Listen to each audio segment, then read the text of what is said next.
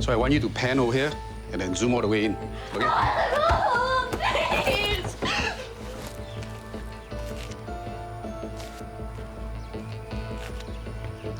So, you want to go home?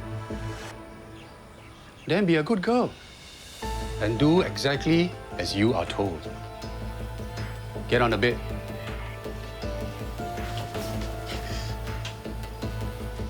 Make sure to do a good job. Then we can all go home early. Huh? Cam ready? And action.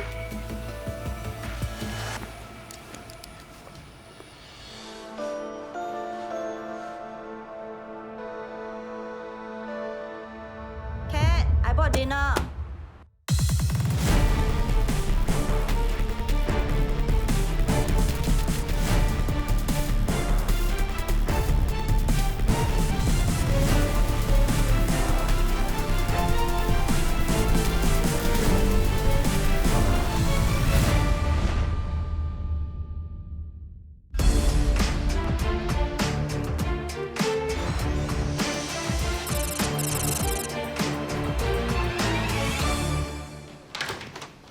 Morning. Morning. Ma'am, we received a tip-off. Someone has been downloading child abuse materials from a Vice-related website. Did you manage to track the IP address? Yes, we monitored the activity from the IP address and traced it to a location. The IP address is linked to a terrace house at 37 Franklin Road. How many occupants? 6. And the house is subdivided into 2 units, 37 and 37A. So both units share the same IP address. Who are the occupants? Unit 37 is rented out to 4 individuals. Chua Wen-boon and Chua Wen-soon are brothers sharing the same room. Ko Ling rents the second room. She's a waitress. The last occupant renting the third room is also a waitress, Tan Mei Hua. They are all Malaysians. And the registered owners of 37A are Wong Ket Kok and Alice Khan. They are married. Wong Ket Kok is a freelance contractor, and Alice Khan is working as a secretary. Put us on the units. Let's see what we can find out about the occupants. Yes, ma'am.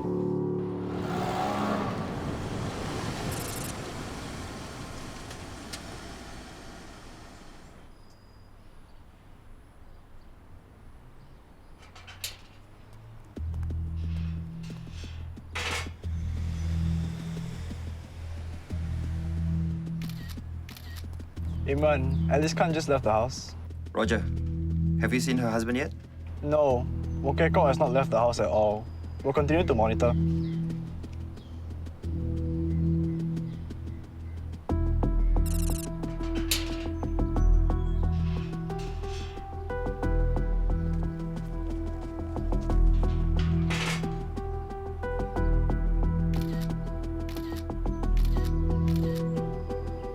Imran, the 2 brothers renting Unit 37 have left. Chua Wen-boon and Chua Wen-soon. For work? Looks like it. They're both dressed in aircon technician attire. Okay, thanks.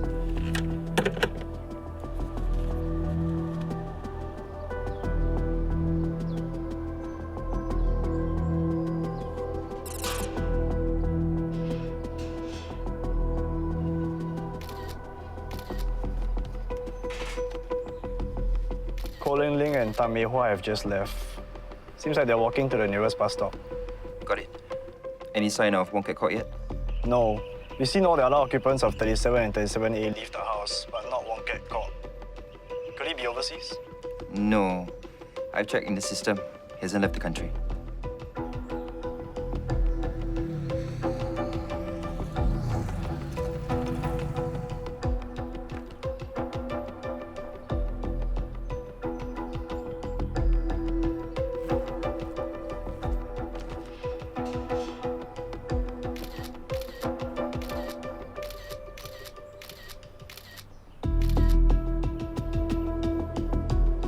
Imran, Wong Ket Kok has been sighted.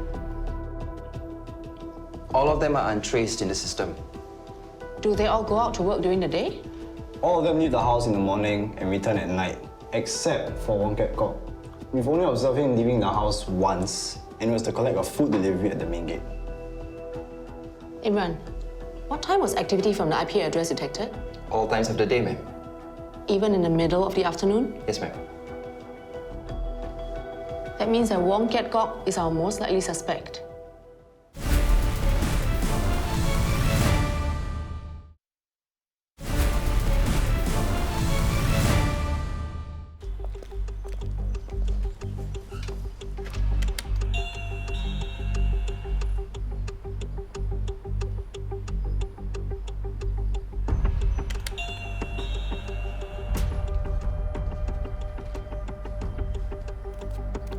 Yes? Hi, I'm Senior Investigation Officer Jane Chen from the Specialized Crime Branch. We're looking for Wong Kiat Kok. May we come in? Sure. Hey. Why? Sir, I'm Senior Investigation Officer Jane Chen from the Specialized Crime Branch. Are you Wong Kiat Kok? Yes. Sir, may we come in? Why? We are investigating a criminal case and we would like to ask you some questions. Questions about what? What's the offense? Like I said, we're in the middle of investigating a criminal case and we'd just like to ask you some questions. Please cooperate and let us in. Why should I let you in? I haven't done anything wrong. Mr. Wong, if you don't let us in, there's obstruction of justice, which is a criminal offense. Mr. Wong, we are investigating a case of possession of child abuse materials. So what's that got to do with me? Do you know anything about child abuse materials? I don't even know what you're talking about. Mr. Wong, do you watch obscene videos? So what? Do you download these types of videos? Is that a problem? Yes. It's an offense to download these types of videos. I didn't know that. Mr. Wong, how do you usually watch these videos? On my computer. Please show us your computer.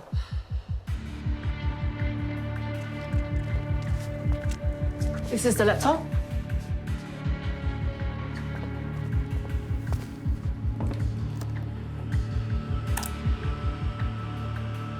Ma'am?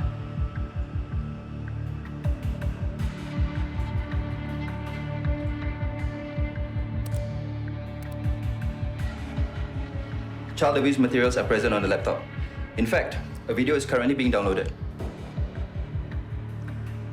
Were you the one downloading the child abuse materials on this laptop? Yes. Wong Kiat Kok, you're under arrest for possession of child abuse materials. Cuff him. Is that in your right hand?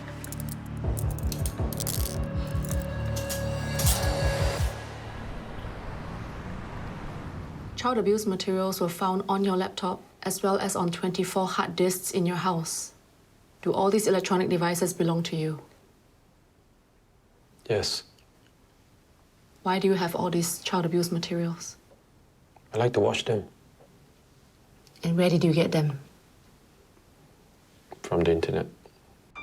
I found out about this kind of videos a few years ago and started downloading them. Did you share these videos with anyone else? No. Nobody knew. Not even my wife. There's nothing wrong with watching what? As I mentioned before, downloading such obscene materials is an offense. And when it comes to obscene videos involving children, it's not just downloading, which is a crime, just watching them is already breaking the law. I didn't know that. That's not an excuse. Have you ever sexually abused any children? No, I don't do anything like that. I only watch. Mr. Wong, watching and downloading are bad enough. It creates a demand and causes others to abuse children to produce these kinds of videos. These innocent children are victims because of people like you.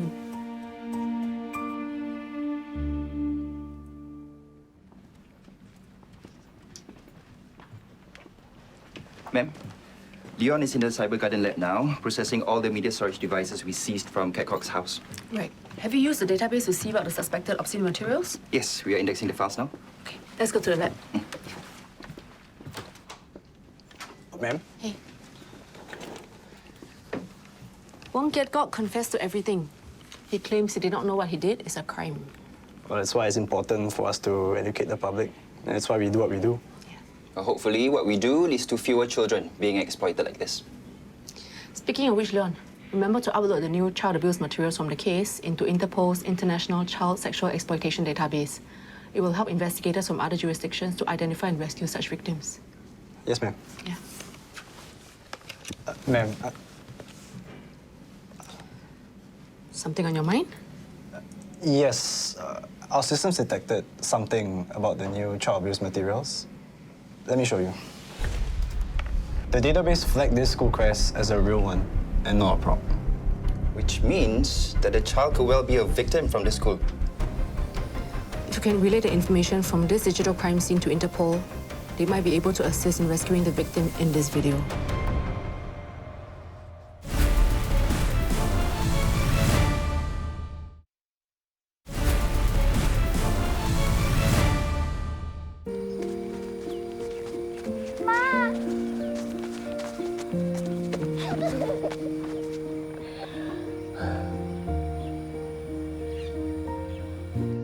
Guys, Interpol got back to us. The victim in the video was rescued. Good to know that our work in tracing the school crest has helped a victim. Oh, what about the abusers who created the obscene videos? All arrested. They smashed the syndicate creating the videos. That's one syndicate down. Yeah, but we should always stay vigilant. Yes, and we must never lose sight that it's not just about arresting the culprits. It's about the innocent children who've been exploited and abused. In the case you've just seen, the accused had downloaded over 46,000 electronic files of child abuse materials. Any person who has in his possession or gained access to child abuse material and knows or has reason to believe that the material is child abuse material can be punished with a jail term of up to 5 years, a fine, and/or caning. On the global front, the police also contributes to Interpol's International Child Sexual Exploitation Database, providing support in victim identification and the locating of perpetrators through ICSE. The police will take tough enforcement action against online child sexual exploitation activities, including the possession and distribution of child abuse materials.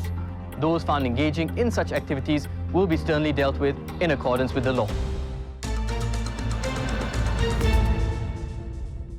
Did you know that in 2023, $13.9 million was lost to e-commerce scams? A total of 9,783 cases were reported in 2023. That is an increase of more than 5,000 cases compared to 2022.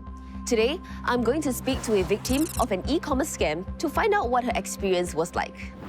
So what did you buy online and how did you get scammed? I did an online queue up on the official website to buy Bruno Mars tickets. I had a queue number, but my queue number was very long. So by the time I went into the Ticketmaster account, I realized that all the categories that I could afford was gone.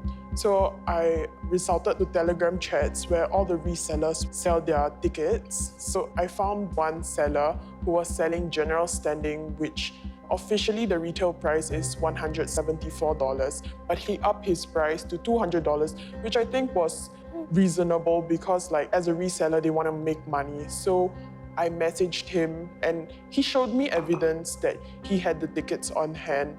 And I asked him for a meetup. And at first he said, sure, he's willing to meet up, but he needs a deposit of 50% to make sure that I'm a genuine buyer. I was buying 2 tickets, one for me and one for my friend. So he wanted me to pay $200 first.